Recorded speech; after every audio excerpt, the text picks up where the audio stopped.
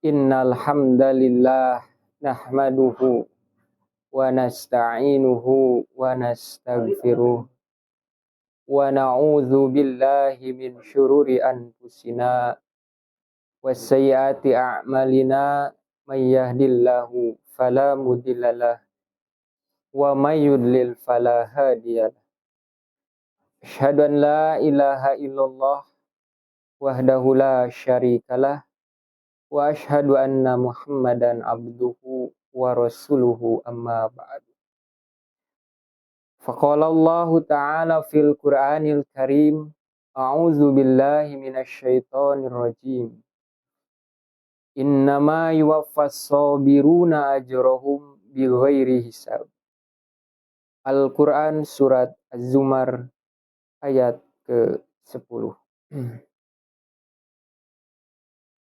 Ikhwati iman rahimakumullah. Alhamdulillah, pada kesempatan kali ini kita semua masih diberikan kenikmatan oleh Allah Subhanahu wa taala, di antaranya nikmat iman, nikmat Islam, nikmat sehat dan kesempatan. Sehingga dengan kenikmatan ini kita semua bisa melaksanakan thalibul ilmi sebagai kewajiban kita umat Islam.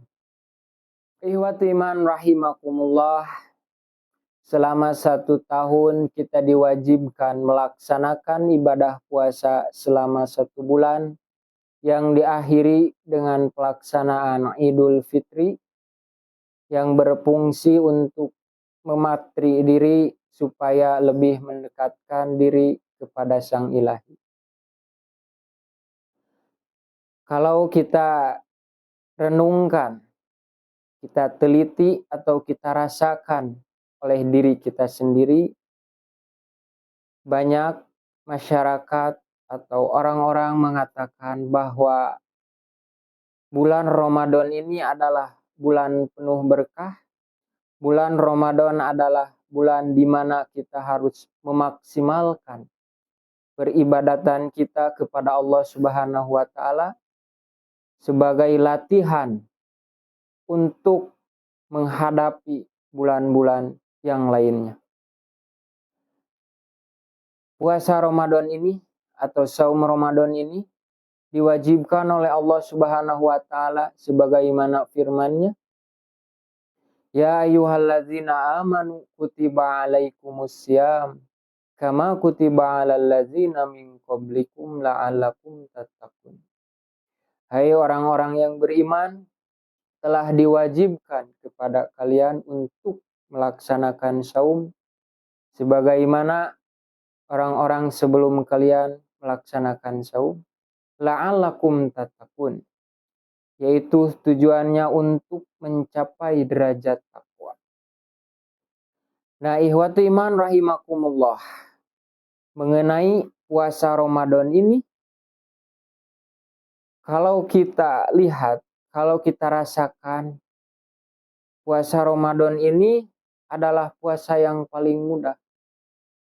Karena puasa yang sebenarnya, puasa yang susah atau sulit untuk dilakukan adalah puasa di luar Ramadan. Puasa di bulan Ramadan adalah ketika kita memasuki waktu fajar atau terbitnya fajar sampai terbenamnya matahari, maka kita diwajibkan untuk melaksanakan saum dengan meninggalkan apa-apa yang telah dilarang, seperti makan dan minum.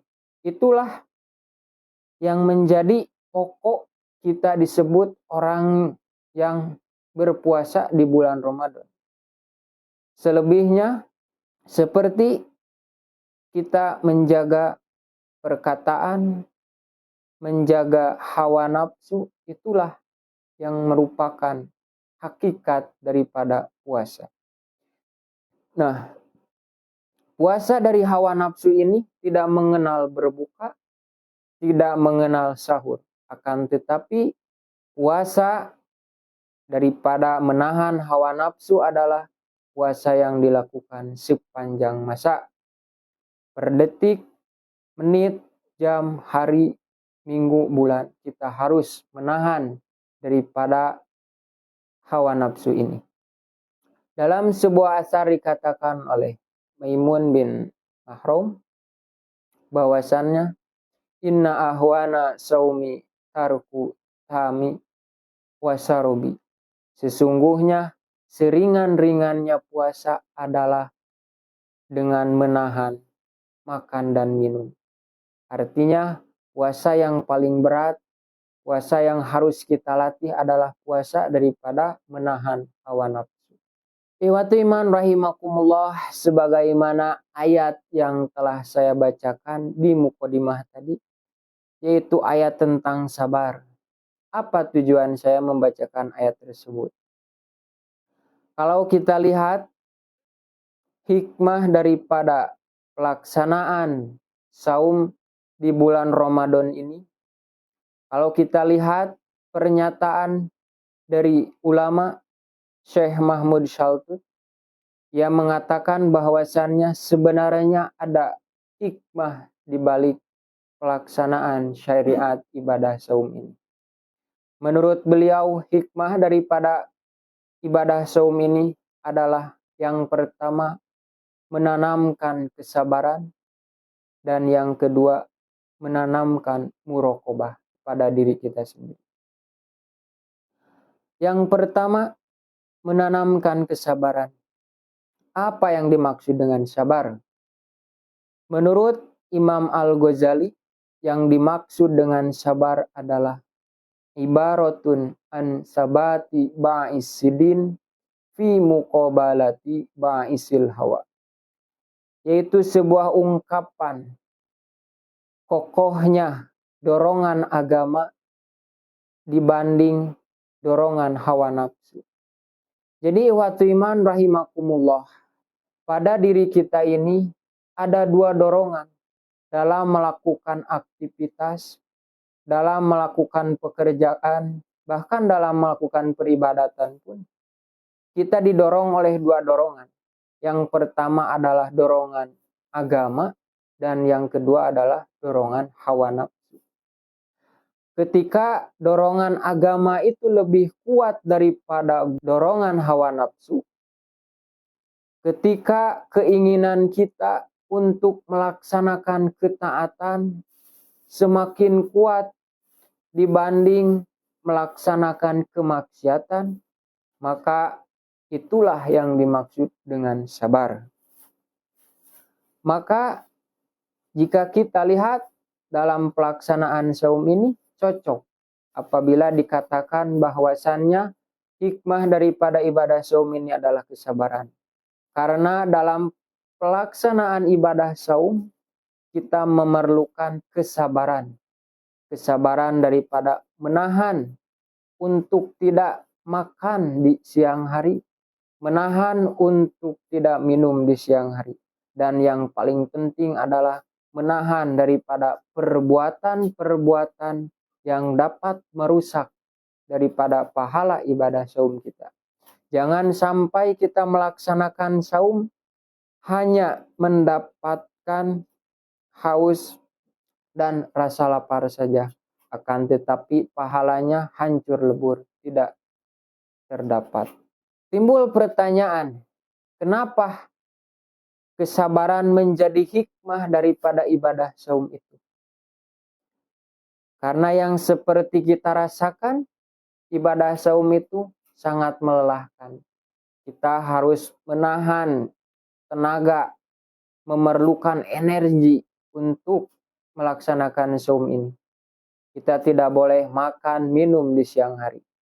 Maka pantas saja jika pelaksanaan saum ini dihadiahi oleh kesabaran. Karena di dalam surat Az-Zumar ayat 10, Allah berfirman, innama yuwaffas sabiruna ajrohum bighairi hisab.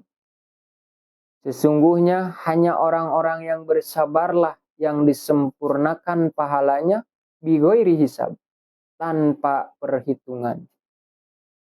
Jadi orang yang bersabar oleh Allah Subhanahu wa taala diberikan pahala tanpa batas, tanpa perhitungan. Oleh karenanya, mudah-mudahan kita semua tergiur oleh pahala dari sabar ini. Kemudian yang kedua, hikmah daripada ibadah saum ini adalah menanamkan muraqabah. Yang dimaksud dengan muraqabah adalah yaitu kun abadan ka'annaka tarallah. Yaitu seolah-olah kita ini melihat Allah. Kalau kita merasa melihat Allah, artinya kita sedang diawasi. Artinya Allah melihat, mendengar apa yang kita kerjakan. Tentunya pasti akan menimbulkan rasa malu apabila kita melakukan pekerjaan-pekerjaan yang tidak disukai oleh Allah Subhanahu wa taala. Tentunya kita akan merasa takut untuk melakukan kemaksiatan apabila kita sadar merasa diawasi oleh Allah Subhanahu wa taala. Misalnya, seseorang sedang melaksanakan ujian di sekolah, kemudian ada pengawas yang mengawasinya, ada CCTV yang mengawasinya, gerak-geriknya dalam mengerjakan soal. Apakah seorang siswa berani untuk menyontek? Apakah seorang siswa berani untuk menanyakan kepada temannya? Tentu tidak. Kenapa? Karena dia takut jawabannya disobek oleh pengawas, takut dikeluarkan tidak bisa mengikuti ujian karena dia merasa diawasi oleh pengawas ataupun CCTV. Jadi ikhwati iman rahimakumullah, orang yang di dalam dirinya sudah tertanam sifat muraqabah, mereka tidak perlu lagi memerlukan CCTV.